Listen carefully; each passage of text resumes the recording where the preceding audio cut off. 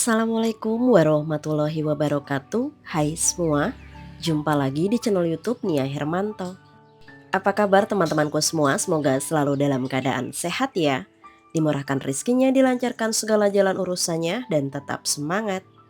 Alhamdulillah di video kali ini aku mau masak-masak lagi, dan sebetulnya video ini adalah video masak Jumber minggu kemarin. Tapi karena aku baru sempat ngedit dan isi suara, jadi ya udah aku mau tayangin sekarang aja. Langsung aja ke menu yang pertama. Di sini aku udah punya ati ampela ayam, udah aku cuci bersih semua dan sekarang bakal aku rebus terlebih dahulu.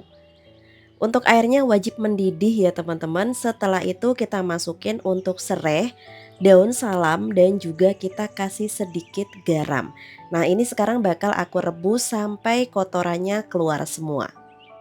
Dan karena ini baru mulai videonya, teman-teman jangan lupa pada absen dulu nih, dari mana aja yang udah hadir nonton video aku ini boleh tulis di kolom komentar. Nah, ini ati ampelanya udah mateng, sekarang mau aku angkat aja dan aku tiriskan dulu. Nah, karena ini masih panas jadi aku mau nyambi untuk potong kentangnya.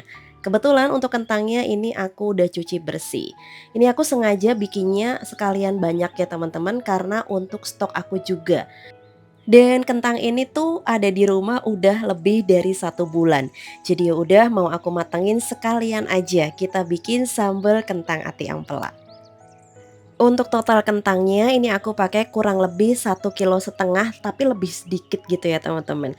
Wajib banget dicuci sampai benar-benar bersih dan warnanya bening seperti ini, supaya nanti hasil kentang goreng kita itu bagus. Sekarang kita ke proses goreng kentangnya. Usahakan kita pakai minyak yang lumayan banyak dan juga apinya besar. Karena kalau kentang itu biasanya dia cepat banget menyerap minyak. Nah, karena goreng kentang itu lumayan lama, jadi aku mau nyambi untuk potong ati ampelanya. Kebetulan untuk ati ampela ini aku beli di supermarket, jadi emang kondisinya udah bener-bener bersih, kita tinggal ngolah aja. Untuk berat atinya ini total ada 520 gram dan untuk ampelanya hanya 300 gram aja. Nah, ini udah aku potong-potong semua. Sekarang kita balik ke kentang yang kita goreng tadi. Nah, aku kepengen untuk tekstur kentangnya itu agak setengah kering ya teman-teman. Jadi nanti supaya kita bikin stok frozenan itu dia tidak terlalu lembek. Untuk tingkat kering dan matangnya menurut aku ini udah cukup. Jadi sekarang kita angkat dan tiriskan aja. Nah, ini untuk minyaknya udah aku kurangin. Sekarang kita lanjut bakal goreng untuk potongan ati ampelanya. Dan untuk gorengnya sendiri ini kita nggak usah terlalu kering, jadi cukup dia sampai matang aja. Biar nggak meledak-meledak ini mau aku tutup ya teman-teman. Nah, kurang lebih seperti ini untuk tingkat matangnya, jadi jangan sampai terlalu kering-kering banget. Sebetulnya ini tanpa digoreng pun nggak masalah. Tapi kalau aku biasanya aku goreng seperti ini supaya nanti saat kita masak pakai bumbu sambal kentangnya itu dia tidak mudah hancur. Ini kentangnya udah siap, ati ampelanya juga udah siap dan aku mau kasih tambah potongan pete. Nah, ini enak banget teman-teman. Jadi ya udah sekarang kita siapin aja untuk bumbunya. Untuk bumbu halusnya ada cabai merah keriting, cabai merah besar, bawang merah, bawang putih, kemiri, jahe, lengkuas, dan juga daun salam. Semua bakal aku halusin kecuali lengkuas, daun salamnya ya teman-teman. Dan untuk bumbu sambal kentang ati ampela kali ini aku nggak pakai tomat, aku skip tomatnya karena ini tuh sekalian aku bikin untuk stok frozenan aku. Jadi kalau untuk disimpan dalam jangka waktu yang lumayan panjang, usahakan tidak usah dikasih tomat. Nah, ini bumbu yang kita gongso udah berkurang kadar airnya, lanjut kita masukin minyak goreng. Sekarang ini bakal kita tumis, masukin juga untuk daun salam dan juga jahe plus lengkuasnya. Kita masak bumbunya ini sampai benar-benar matang, sampai tanek dan sampai pecah minyak. Dan untuk seasoningnya aku masukin ada gula merah, garam, MSG dan juga kaldu bubuk plus sedikit gula pasir biar nanti manisnya itu balance. Nah, sekarang tinggal kita matengin sampai bener-bener tanek bumbunya, jangan lupa diicip rasa. Selanjutnya kalau dirasa udah pas untuk rasanya, bumbunya udah matang, kita masukin untuk ati ampela, kentang goreng, dan juga petenya. Nah, kalau udah seperti ini tinggal kita aduk merata aja dan jangan lupa saat ngaduknya seperti ini api kompornya dikecilkan terlebih dahulu. Nah, ini kalau udah tercampur rata, kita nyalain apinya lumayan besar lagi dan kita masukin santan. Ini aku pakai santan kental ya teman-teman, santan kental kara kemasan 65 ml dan aku kasih tambah air sedikit. Kenapa kita kasih kentang? Ini fungsinya supaya sambal kentang ati ampela kita itu dia rasanya jauh lebih gurih, jauh lebih enak dan lebih buket teman-teman. Nah, ini dia sambal kentang ati ampela aku udah mateng. Gimana teman-teman, ada yang tergiur kah? Ada yang kepengen? Kalau kepengen, yuk kita masak sama-sama atau jangan lupa bawa nasi buruan datang ke rumah aku. Menu ini tuh cocok banget dipaduin sama sayur bening, sayur yang bersantan ataupun cuma dimakan pakai nasi anget aja tuh ini enak banget. Jangan lupa yang terakhir dikasih taburan bawang merah goreng. Kalau udah seperti ini tunggu dulu sampai dia benar-benar dingin, lanjut kalau mau dikemas tinggal masukin ke plastik vakum. Oke, untuk menu jumber yang kedua lauknya aku udah siapin ada buncis. Ini kebetulan udah aku bersihin, udah aku cuci ya teman-teman. Sekarang lanjut tinggal kita potong serong seperti ini aja. Nah, ini udah selesai semua. Kebetulan tuh aku masak jumber kali ini bahan yang ada diisi kulkas aja. Jadi ya udah kita matangin aja teman-teman. Sekalian ini aku ngabisin stok-stok yang ada di kulkas. Oke, nanti buncis bakal aku tumis bareng sama bakso. Kebetulan aku masih punya stok bakso di freezer. Jadi ya udah ini bakal aku masak jadi satu aja. Dan untuk bumbunya sendiri aku pakai bumbu tumis iris aja biar simpel. Jadi untuk bawang merah, bawang putih, cabe semua kita tumis aja. Nah, selain buncis teman-teman juga bisa diganti menggunakan toge ataupun bisa juga menggunakan kacang panjang. Itu juga enak ya teman-teman kalau kita tumis bareng sama bakso. Nah, ini aku juga mau kasih tambah 2 lembar daun salam. Oke, kalau udah sekarang kita bakal tumis dulu untuk bawang merahnya. Kalau udah setengah layu, baru kita masukin untuk bawang putihnya. Nah, cara masak aku seperti ini. Kalau teman-teman ada yang berbeda, ya udah nggak apa-apa. Oke, ini kalau dirasa udah layu dua-duanya udah wangi, kita masukin untuk cabai irisnya dan juga daun salam.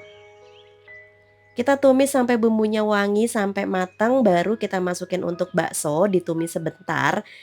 Selanjutnya kita masukin untuk buncis yang udah dipotong tadi.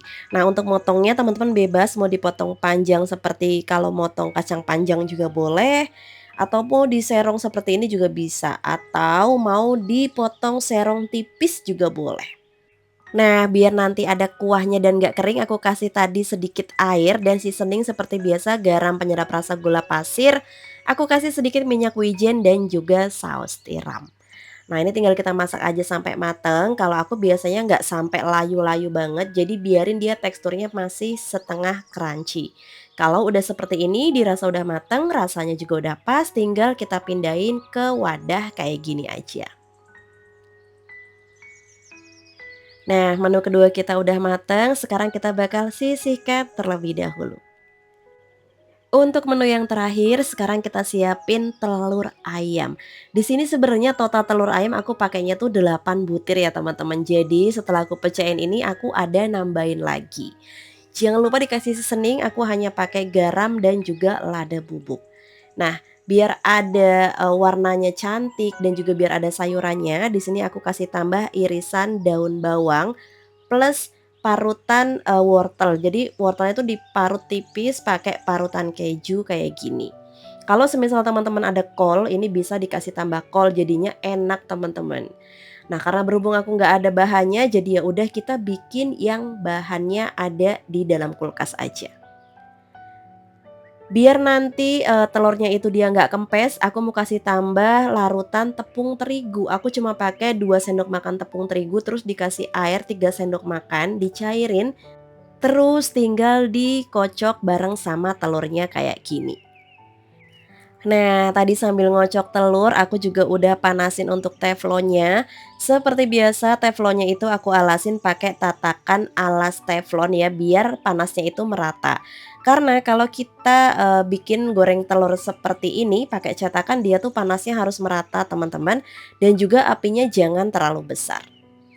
Nah, jangan lupa juga dikasih olesan minyak goreng sedikit ya, walaupun ini teflon anti lengket, tapi aku tetap kasih sedikit minyak. Nah, jadi seperti ini kita pakai api kompornya yang kecil aja ditutup, setelah itu tinggal kita balik aja biar matangnya merata. Nah, bisa dilihat sendiri kan, ini tuh menul-menul, gede-gede banget teman-teman, terus gemoy. Dia itu nanti padat teman-teman kalau kita kasih sedikit larutan tepung terigu. Kalau semisal teman-teman kepengen telurnya jadi crispy, tepung terigunya bisa diganti menggunakan tepung maizena.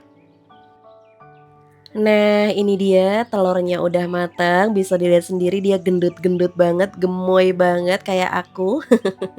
Ini tinggal diangkat kayak gini aja ya teman-teman, dan untuk warnanya menurut aku ini teksturnya udah pas, udah matang sampai ke dalam, jadi dia tuh nggak gosong ya teman-teman. Nah, ini aku udah selesai semua matangin untuk lauknya, nasinya juga udah aku masak nasinya pakai rice cooker aja. Ada sambal kentang ati ampela, ada telur dan juga buncis oseng bakso.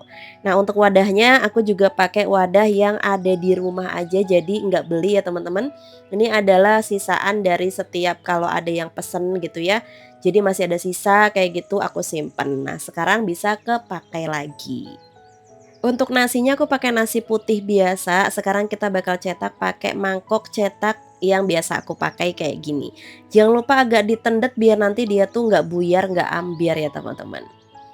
Nah, untuk mikanya sendiri ini tuh mika yang biasa digunakan untuk brownies mini ya teman-teman. Jadi ini tuh ukuran size S.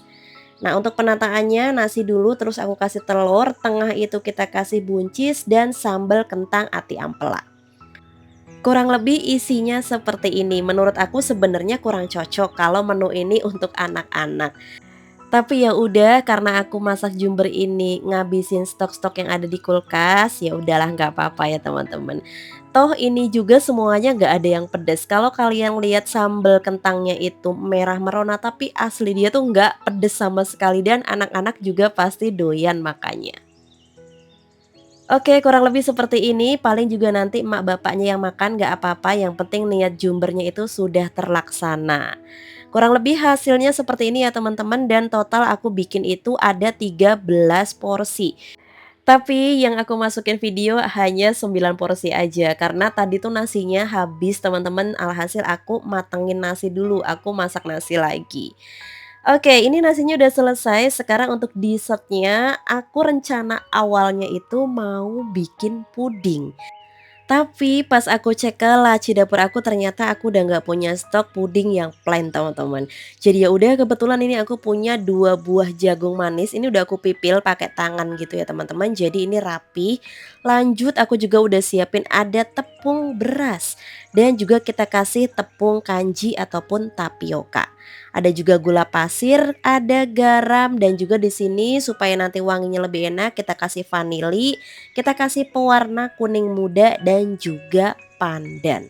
Nah, kali ini aku bakal bikin dessert kue talam jagung manis. Jadi mari kita olah jagung manis ini jadi kue yang enak banget. Dan ini hampir kelupaan satu bahan lagi teman-teman, ada santan.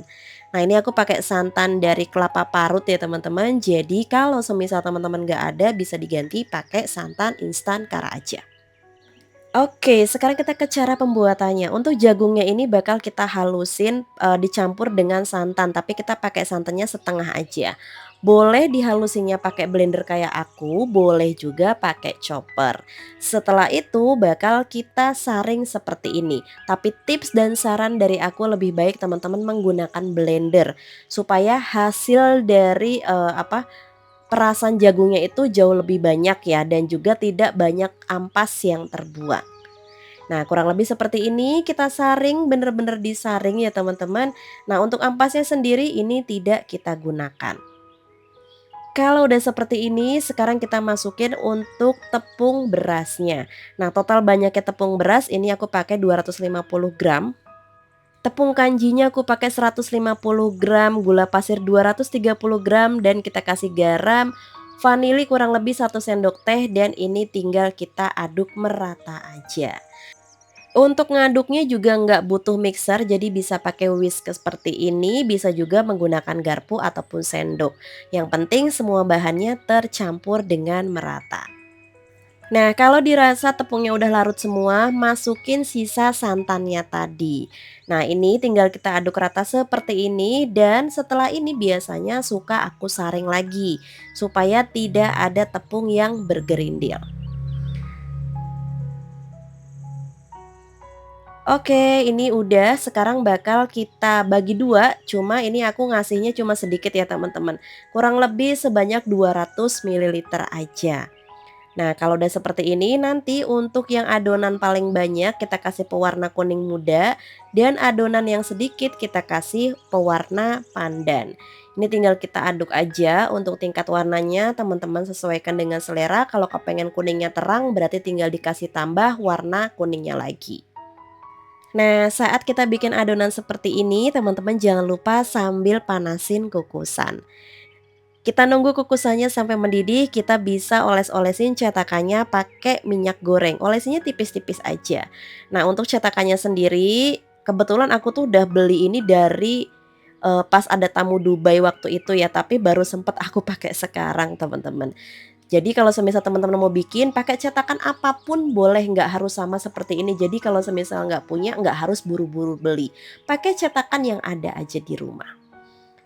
Nah, sekarang ini bakal kita kukus untuk yang warna pandan atau warna hijau dulu seperti ini. Kasihnya sedikit aja ya teman-teman, karena untuk lapisan di atas. Kalau udah, ini bakal kita kukus selama 5 menit. Dan usahakan tadi sebelum kita kukus itu airnya udah mendidih terlebih dahulu. Dan setelah 5 menit kita kukus, sekarang kita masukin untuk yang warna kuning atau jagung kuningnya ini.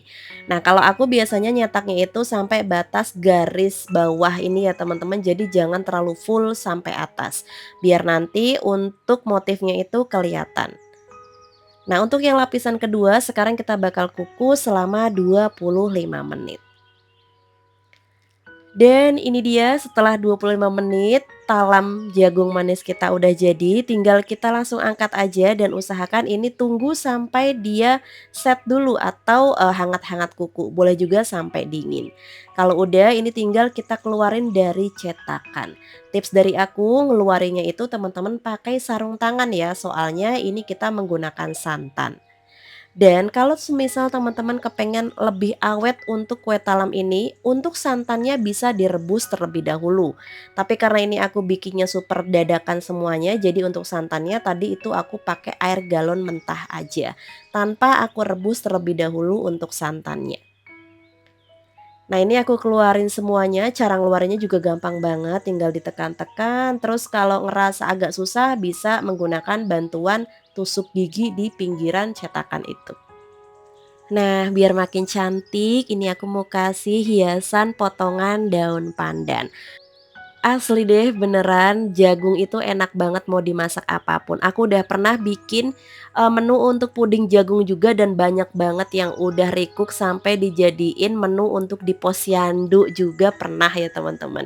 Dan kali ini kita bikin kue talam jagung manis, jadi jangan cuma dikukus atau direbus aja ataupun dijadiin sayur asam. Teman-teman bisa kreasiin jagung manis dibikin kue talam seperti ini. Nah, aku mau kasih lihat untuk hasil dalamnya. Ini matangnya merata. Untuk manisnya juga pas teman-teman, dan asli kalau aku sih lebih suka setelah seperti ini dimasukin ke kulkas dulu, jadi dia jauh lebih padat.